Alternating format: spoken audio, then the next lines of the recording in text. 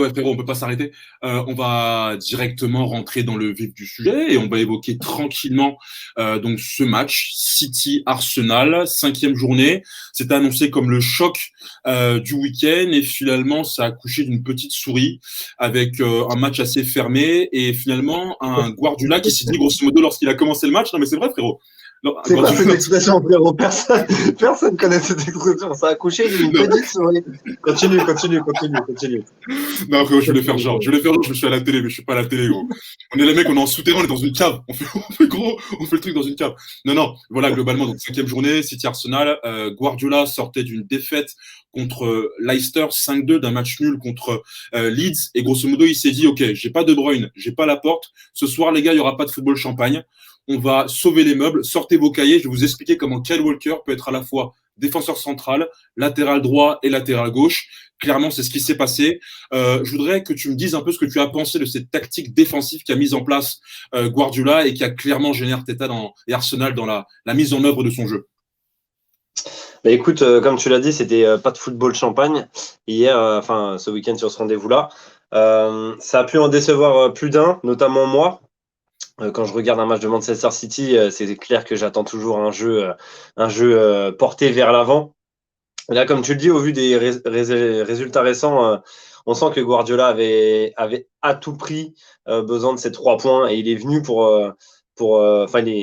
il a réceptionné pour les prendre parce que c'était à Manchester.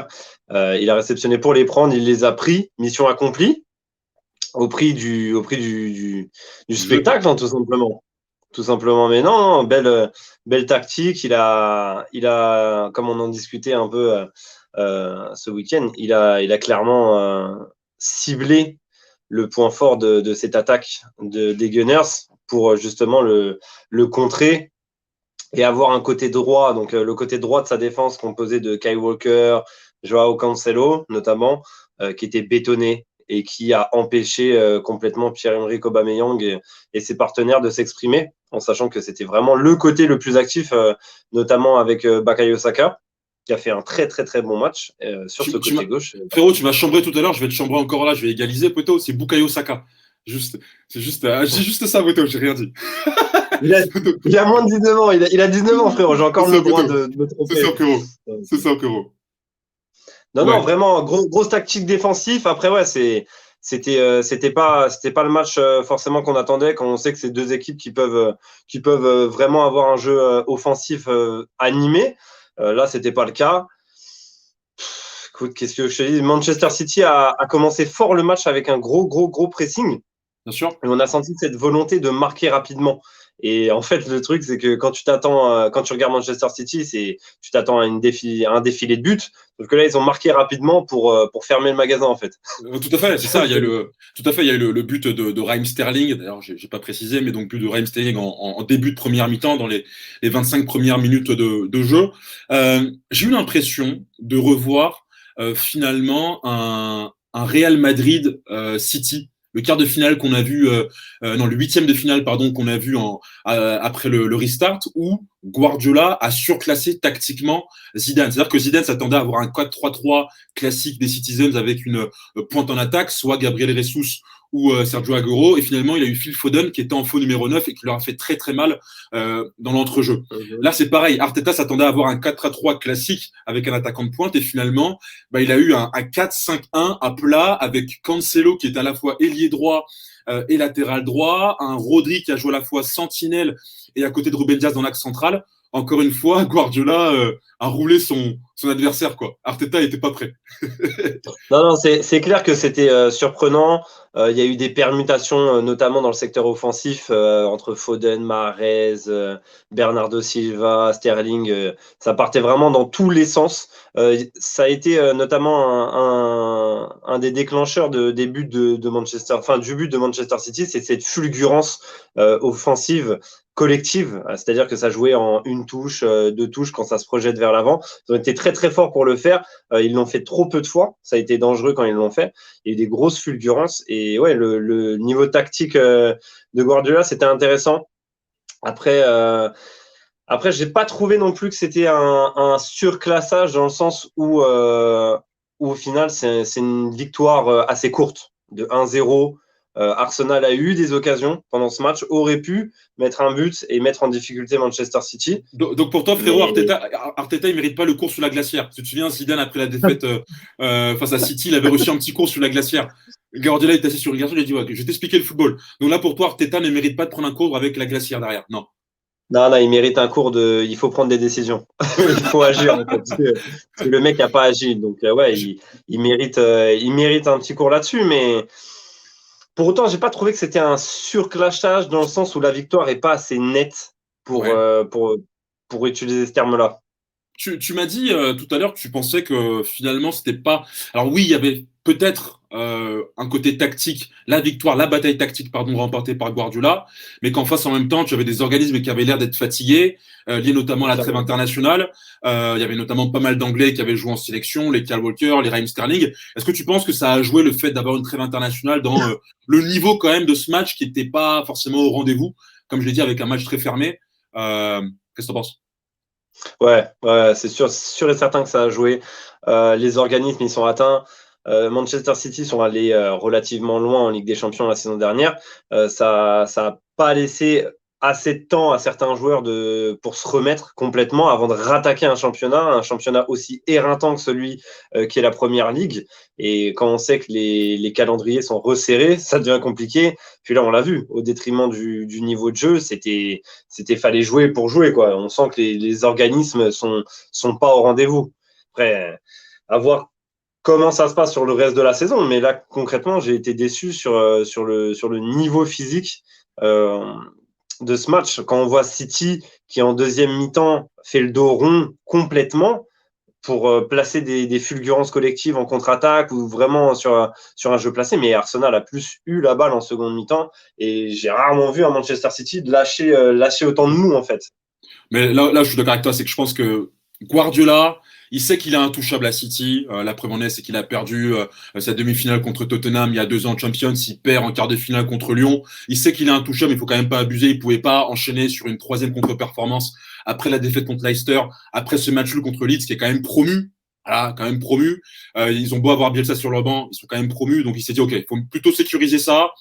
J'ai pas mal d'absents, j'ai pas une bonne défense. En face, t'as effectivement Aubameyang et Saka qui peuvent faire très très mal sur leur pointe de vitesse. Et effectivement, il s'est reposé sur une assise défensive que pour moi était incarnée par Kyle Walker, qui vraiment a été assez impressionnant.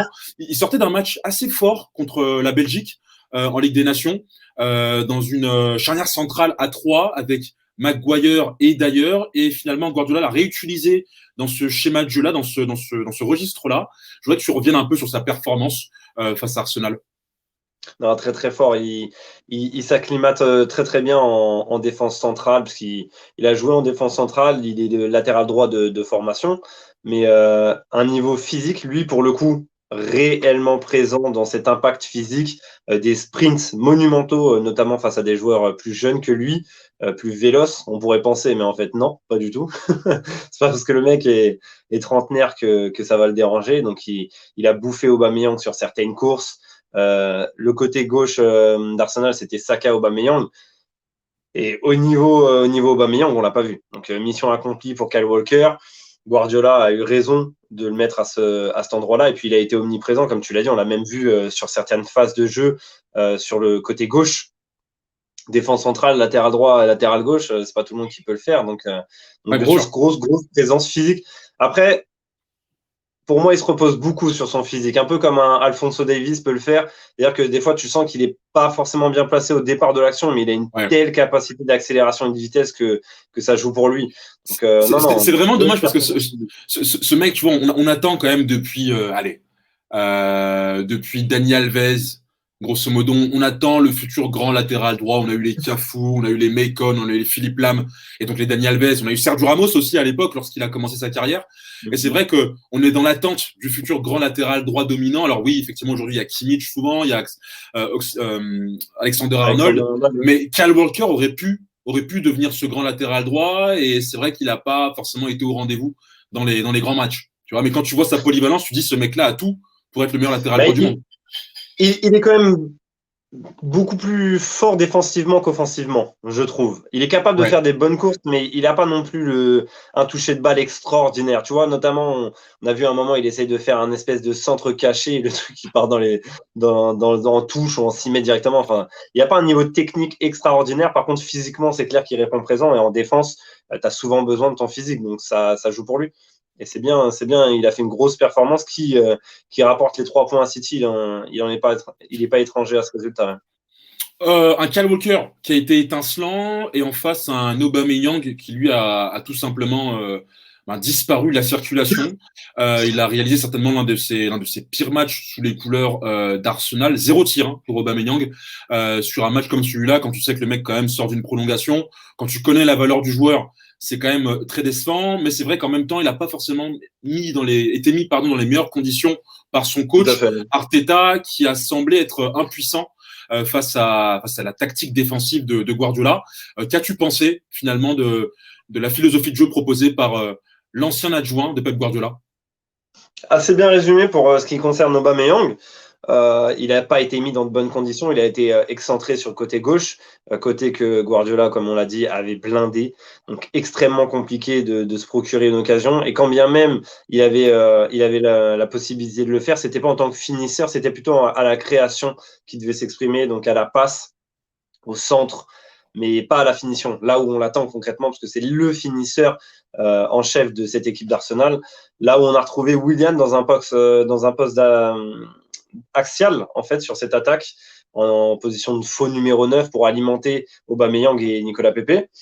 Mais justement, Thibaudot, moi je te pose une question parce que quand Arteta fait sa composition, j'imagine qu'il a en tête effectivement le format de jeu proposé par Guardiola. Quand il met Willian en faux numéro 9, sachant que Willian, moi je l'ai rarement vu jouer en faux numéro 9, y compris à Chelsea. C'est un joueur de côté, c'est un joueur qui aime prendre la vitesse. Ça peut être un joueur qui peut jouer en soutien d'un attaquant.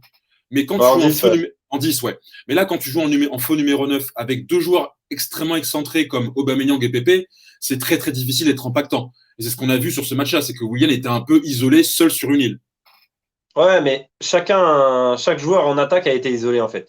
Il n'y a pas eu de lien direct entre Nicolas Pepe, Willian, Aubameyang. Il n'y a pas eu cette connexion qu'on peut attendre, qui peut faire très très mal à certaines défenses. Mais là, concrètement, Manchester City était trop préparé à ce que Arsenal pouvait faire. Et en plus de ça, Willian dans l'axe, c'était un pari risqué sur un gros match comme ça. Pas payant. Et on peut comprendre pourquoi, parce qu'on aurait voulu voir Aubameyang, au moins une adaptation en fait. Tu as le droit de partir sur ce format de jeu-là, tu as le droit de proposer des choses, c'est très très bien, mais quand tu vois que ça marche pas, faut savoir changer de fusil d'épaule, et là c'est pas ce qui a été proposé, donc déçu à ce niveau-là. Ouais. C'est ça, moi frérot, j'ai eu l'impression que, parce que le premier match entre Arteta et Guardiola, c'est Arteta qui le remporte, si je me souviens bien, c'est pendant le restart, et je crois que c'est la demi-finale de Coupe d'Angleterre, Arsenal s'impose 2-0 avec un doublé d'Aubame. 2-0, c'est ça. Et je me dis, ok, Arteta part avec de la confiance et il va essayer d'aller jouer contre City et pas de jouer bas, de partir avec une idée défensive. Et finalement, quand tu mets Willian en faux numéro 9, t'envoies aussi un message finalement à ton équipe en disant, ok, Willian va venir vous aider aussi dans l'entrejeu. Il va venir justement essayer d'équilibrer ce milieu face à potentiellement un milieu à 3 avec Rodri, Bernardo Silva ou Fernandinho. Or, c'est pas ce qui s'est passé puisque les mecs, ils ont joué finalement avec Silva et Sterling en fait dans le milieu de terrain, tu vois. Ouais, non, concrètement, il voulait contrecarrer les plans, mais c'est pas ce qui s'est passé en fait. Les plans ont changé au dernier moment pour lui, donc mission échouée pour le père Arteta. Après, comment dire, Manchester City a été dominant en première période. Ouais. Notamment au niveau de la construction, ça a été très rapide, une touche de balle, un jeu fluide, pas gêné en fait, pas gêné du tout par le positionnement de Willian. Donc il a eu faute sur toute la ligne à ce niveau-là en fait. Il était censé gêner la construction de Manchester City, aider à alimenter Aubameyang et Pepe. Ouais. Et c'est à aucun moment du match tu vois le choix tactique d'Arteta intéressant, ne serait-ce qu'intéressant en fait, pas payant forcément, mais juste intéressant. C'est ça. En fait, quand tu vois des matchs comme ça, hyper serrés, parce que quand tu regardes les deux défenses, finalement, elles n'ont pas été très menaçant. Je t'ai montré, menacé, pardon, quand je t'ai montré les stats. Sterling, c'est 2 tirs. Agüero, c'est un seul tir. Donc, c'est pas comme si la défense d'Arsenal avait Ouais. été mise sous pression. Pareil pour les Citizens. Je t'ai montré la stat tout à l'heure. Je peux la remontrer encore. Mais c'est vrai que alors, elle est où celle-là? Elle est où cette stat? Elle est où? Elle est où? Elle est où? Elle est où? Elle est où? Elle est où? Elle est où? Elle est là, elle est devant moi. T'as vu? Et tu vois, Aubameyang, Willian, Je te laisse Pepe. un peu chercher, frérot. Allez, ouais, ça. Voilà, quand tu vois la stat, poteau, Aubameyang, Willian, Pepe, c'est que 3 tiers. Donc finalement, les défenses n'ont pas été menacées. Et, Non, et c'est ça. Et en fait, c'est là où tu vois quand les défenses ne sont pas menacées, quand les niveaux sont similaires, semblables, c'est là où tu vois la patte du coach, l'influence du coach. Et j'ai senti que Guardiola, clairement, avait été meilleur qu'Arteta sur le coup, parce qu'Arteta a même eu l'opportunité de rattraper le tir, de changer les choses. Il a fait rentrer la casette à la place de Willian, mais on a vu la casette trop bas lorsqu'il est rentré. On l'a pas vu mettre la pression tardivement. sur tardivement déjà, et on l'a pas vu mettre la pression sur Ruben Diaz et Kyle Walker en défense centrale. Ouais, ça a manqué de. Ça aurait pu changer, je pense, beaucoup de choses. Les remplacements sont arrivés tardivement. Partey, Lacazette et le jeune dont le nom m'échappe. Tu l'as Nketiah, sûrement. Ketia, Ouais. Ketia qui remplace Pepe en fin de match. Ouais. Ça aurait pu changer beaucoup de choses, mais on l'a senti frileux à vouloir rester sur ses positions. Il sentait sûrement qu'il avait la bonne manière de faire les choses, mais pas du tout. Pas du tout. Donc, une leçon. Après, c'est encore un jeune coach. Bien sûr, bien Donc, sûr. il a le temps d'apprendre et ça fait partie du processus. Hein. Ah, mais Guardiola, c'est un bâtard. Guardiola, il a dit à ses gars, il a dû penser plutôt, ah, tu crois que je vais venir avec un 4-3-3, hein? Le 4-3-3 que t'as laissé quand t'étais entraîneur adjoint? Niette, mon ami, tu vas voir ce que tu vas voir. Et il a graille. Non, mais il a graille. Et d'ailleurs, c'est marrant parce qu'à la fin, quand il s'agit de se serrer la main, tu sens qu'Arteta, il la dure, quoi. Il a ce qu'on appelle le macabo, tu vois, il est pas bien, tu vois, il est pas bien, mais Et voilà, la mauvaise. il est la mauvaise, Tu ouais, il est m'étonnes. la mauvaise. Mec, on a vu Thomas Partey rentrer dans ce match. Partey qui avait glissé une grosse disquette à l'Atlético et qui enfin donc arrive à être à Arsenal, a joué ses premières minutes donc en fin de deuxième mi-temps. Pourquoi parler de Thomas Partey? Parce qu'Arsenal, depuis maintenant près de 5 ans, n'a plus battu une équipe du top 6 de la Première Ligue à l'extérieur. On a vu sur ce match-là que Xhaka et Ceballos étaient quand même en grande difficulté sur le plan offensif. Ils donnaient tellement sur le plan défensif, dans l'idée justement d'assurer un certain équilibre, qu'ils ne pouvaient plus derrière aider Aubameyang, aider Willian, aider Pepe dans les phases offensives. Est-ce que l'arrivée d'un Thomas Partey peut permettre justement à Xhaka et Ceballos de plus s'exprimer offensivement? Et peut-on voir dans les prochains matchs un changement de format de jeu et finalement une défense à 4 avec 3 milieux de terrain, par exemple? Je l'espère, au moins qu'au milieu de terrain, j'espère qu'il va passer à 3 après à voir comment il se débrouille, entre guillemets, au niveau de la défense et de l'attaque. Mais au milieu de terrain, j'aimerais le voir passer à 3 milieux de terrain pour justement soulager dans cette tâche défensive Dani Ceballos en premier lieu, qui est vraiment un joueur porté vers l'avant, qui a besoin d'être le créateur en fait de cette équipe. Que ça soit en numéro 10 ou en numéro 8, mais avec de vraies libertés pour s'exprimer dans son jeu et pas être obligé de faire un travail défensif aussi conséquent qu'il a pu le faire sur le match contre Manchester City. Parce que ça le bride, en fait, tout simplement, Mais et c'est ça. c'est pas Ça son jeu. l'épuise. C'est pas son jeu parce Ça que c'est Bayos. l'épuise. C'est ça.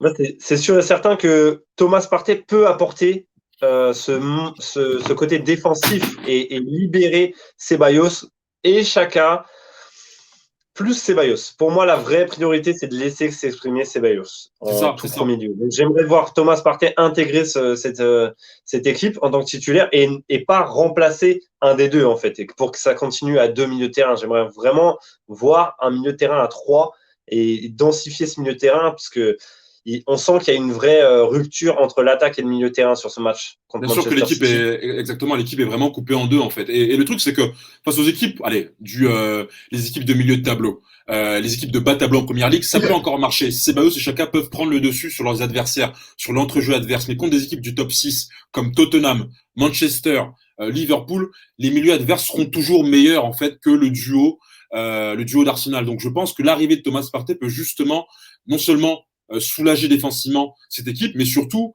permettre, comme tu dis, à Ceballos, lui, d'apporter sa créativité, sa patte. C'est un animateur de jeu à la base, hein.